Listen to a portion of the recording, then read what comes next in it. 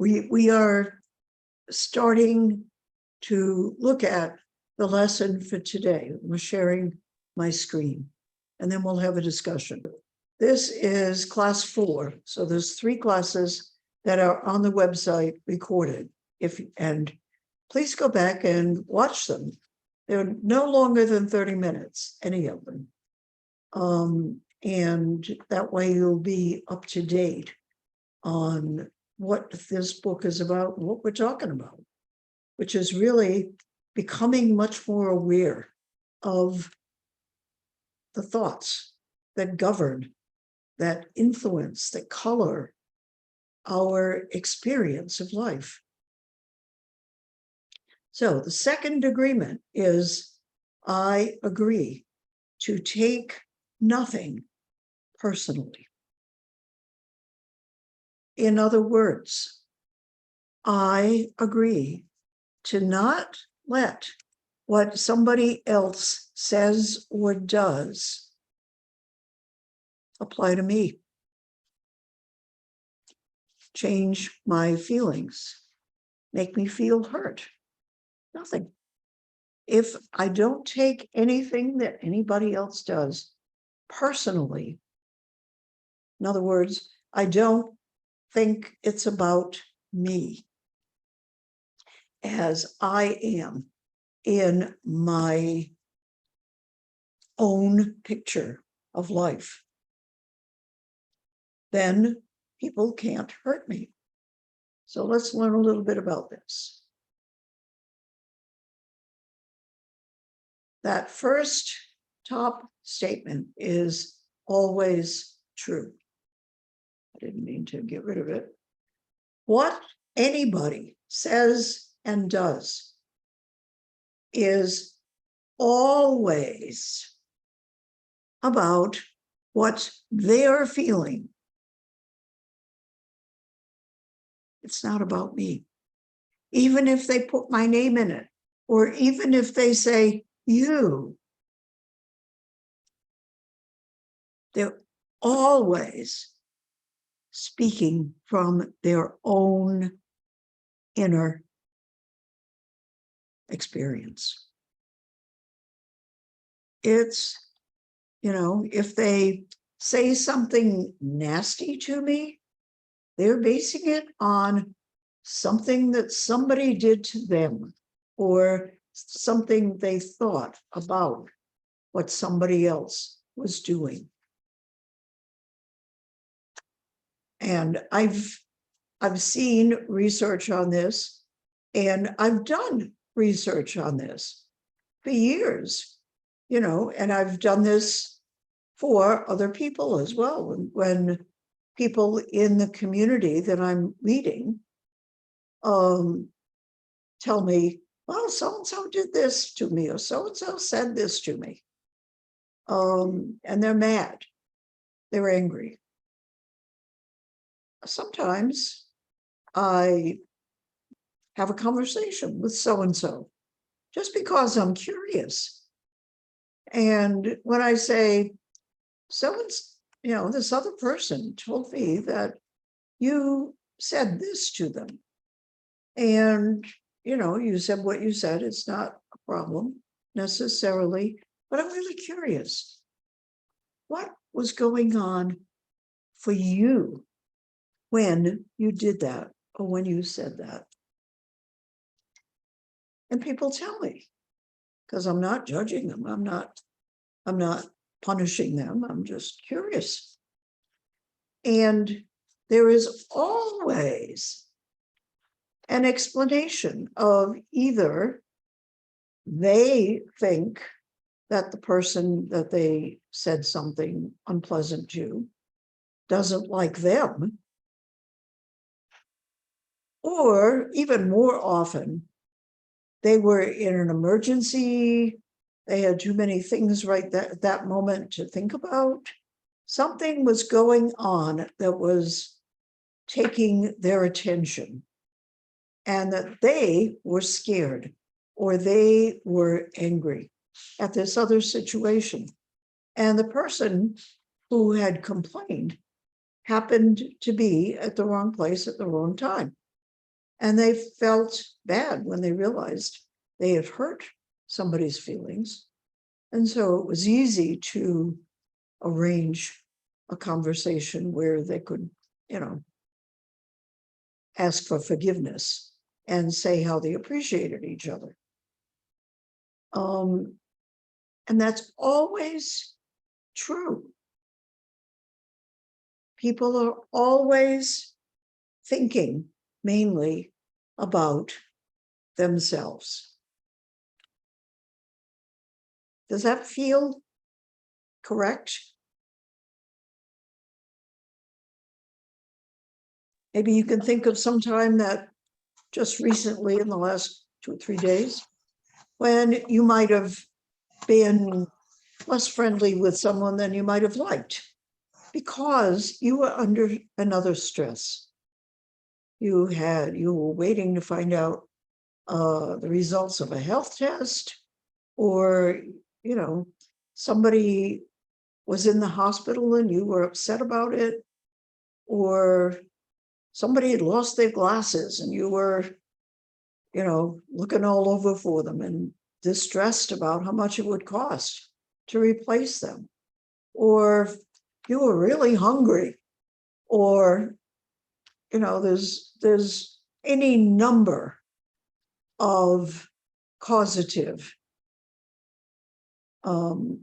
experiences that can take up too much attention in our brain and make us less friendly to others than we might like. Does anybody have an example they can share? Yes, I remember that I had my coworker that I was a great friend with her, and teacher, kindergarten.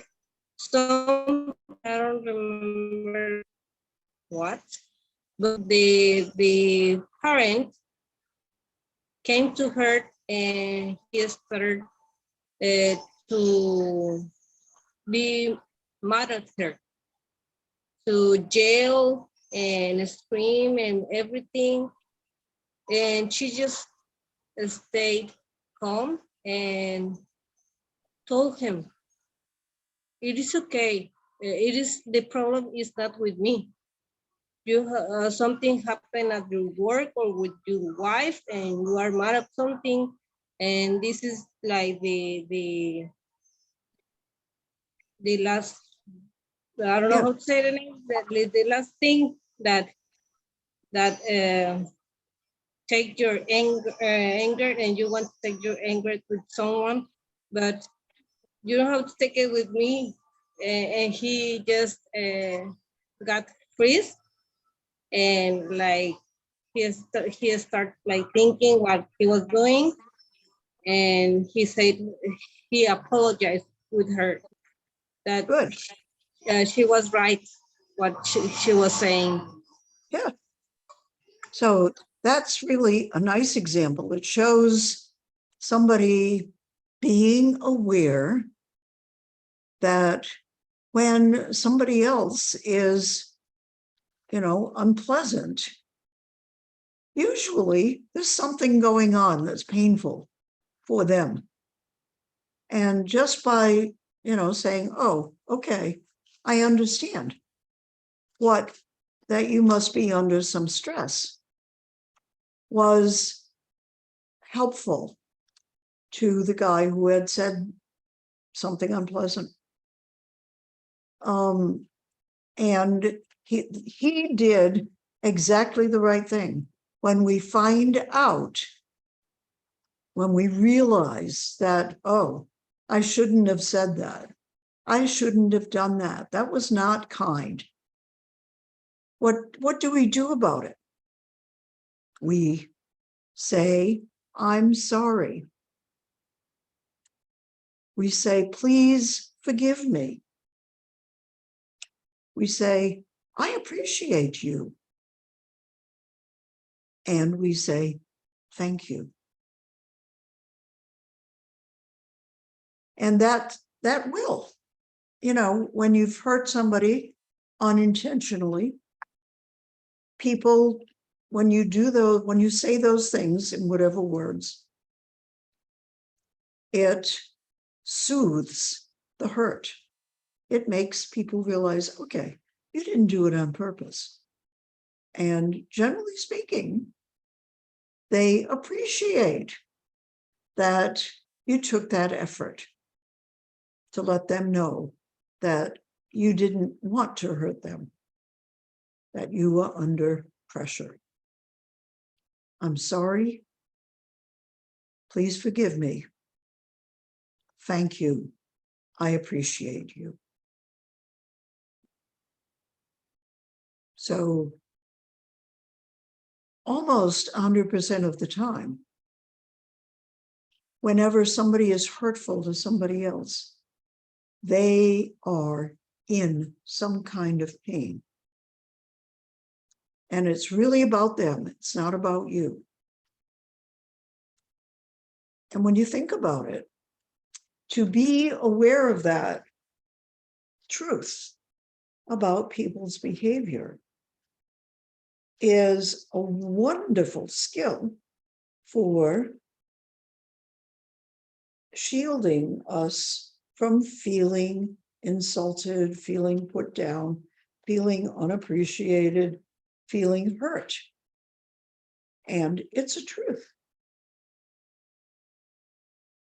People are always thinking about themselves, as we are thinking about ourselves most of the time. We have to make an effort to think, well, okay, let me think about what's going on with this other person.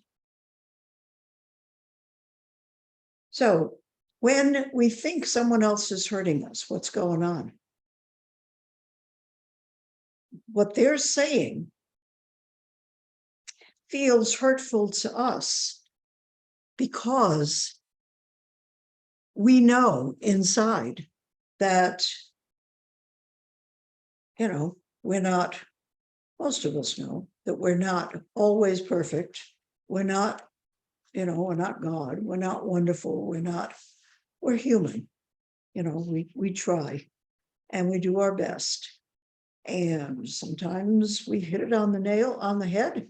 And sometimes we're way out in left field. And that's humanity. And it's okay. We just need to let people know that, hey, we are aware of you. We appreciate you. We thank you for being you. And so when I'm in a place of strength where I know that I am basically, I'm good. I am basically loving. And we know this, that we're okay. Then if somebody says something to us about our being dumb or negligent or whatever, we don't agree with them. And that ensures us, it protects us. When we know, okay, because I am one with everybody, because I am part of this wonderful creation, everything is good. Everything is basically good. And people become bad or hurtful when they are hurting, when they're in pain, which can be mental, psychological, emotional, physical. There's all kinds of ways of being in pain. But that is why people do nasty things to each other, is they are trying to deal with their pain. So when I listen to what somebody says to me or about me, and I agree with it inside, I know that what they're saying is basically true. They're not saying that really. Even if they are saying that, in appearance. If they say or do something hurtful, they're actually in their own pain and expressing their own pain. So when I adopt someone else's pain by believing what they say from their pain about me, I'm borrowing trouble. It's not real. It's all made up. And that's basically true about most long-term disagreements between people. The drama is not real. It's a story that we make up and that other people make up. So looking at these two guys of different ages, of course, looking into the same mirror. Who is each one looking at?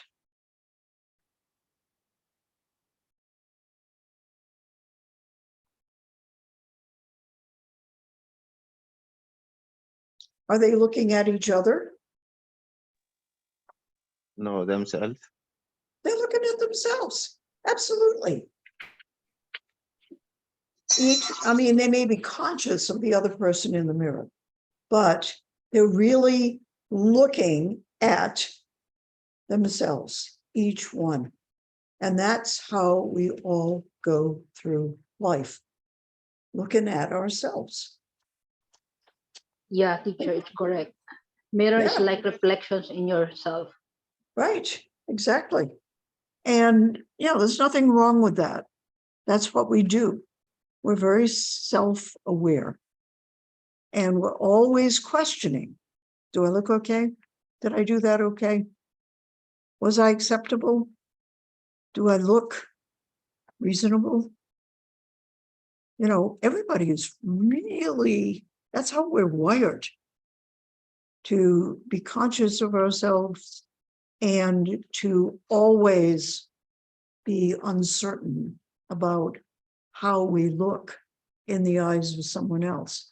But in fact, unless you stand out for some reason, almost any way you can be is fine, because nobody's really looking at any one of us that closely.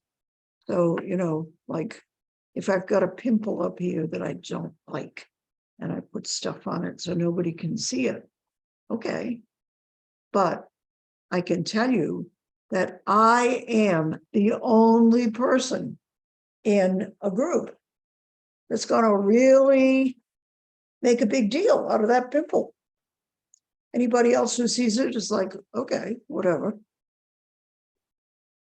But for me, it's something that causes me to feel unacceptable in the eyes of other people. Everybody is always thinking that, worrying about that. And it's really not true. But we can also, tell people like, oh, you look great. And that also is helpful. So what we need to be aware of is everybody is always thinking about himself or herself, mostly. Nobody in a crowd pays that much attention to me, even though I'm paying attention to me. You see that when we're in a group where everybody is seeing what's going on through their own lens, not through our lens.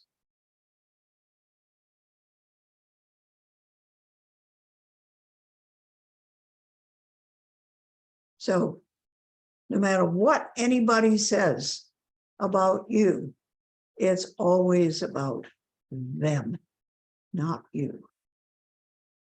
And that's true when people say good things as well as bad things.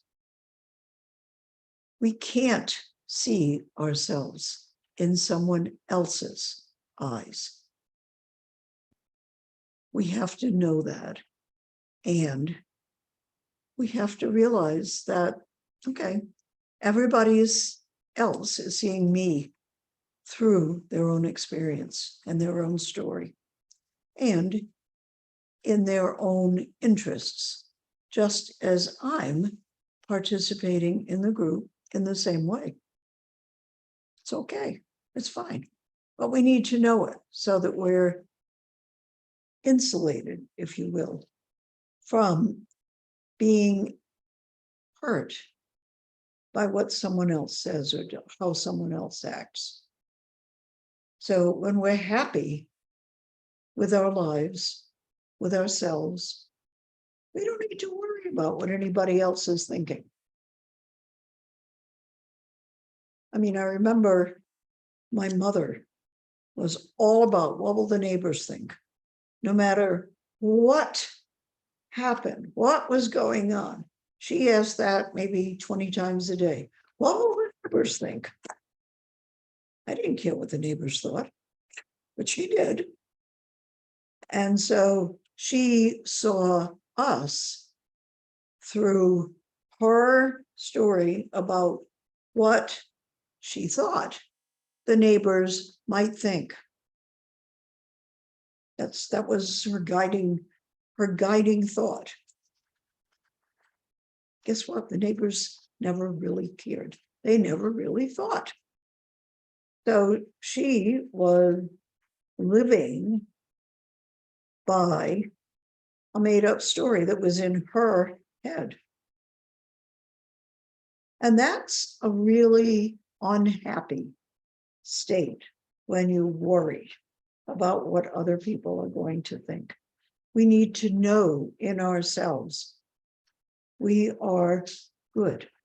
We are, wonderful, beautiful human beings.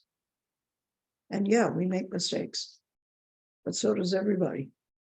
And that's how we learn. So it's not catastrophic.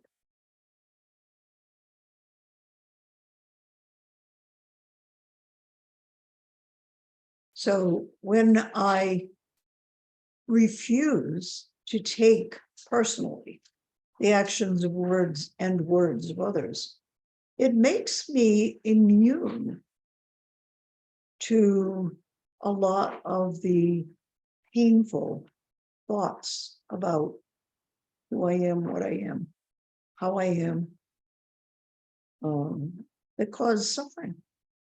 Because when I'm happy in myself, when I know, okay, I am a child of God, or I am one with this wonderful, beautiful universe.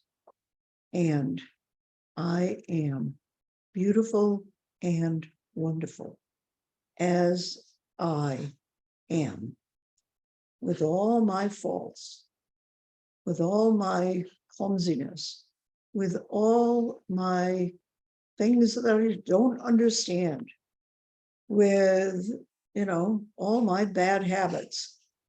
I am a wonderful expression of universal intelligence and heart. I am a beautiful being. That takes some practice to be able to say that about ourselves and to know it in the absolute terms that, okay, this is how I was made. And whether I'm crooked or discolored or old or whatever I am still a beautiful expression of creative intelligence. And it doesn't make me any better than anyone else, but it also doesn't make me any worse than anyone else. I am a wonderful human being, just as I am. And I am loved, just as I am. I don't have to be someone else to be very lovable. That's a basic spiritual awareness that, takes some practice to be able to say it and not worry about it. And not be afraid that I'm being too proud. Pride means I don't see when I have hurt somebody or when I've made things harder for somebody. When I don't admit that, whoops, I didn't want that to happen. That's being too proud. But the fact is that every single one of us, just as we are wonderful, beautiful beings.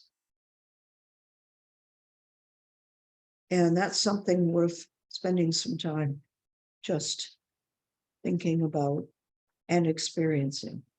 That you and I and him and her, all of us equally, are wonderful, beautiful expressions of creation, of spiritual energy. So that is the fourth agreement. The second agreement, getting ahead of myself. I agree not to take anything personally that anybody else says or does.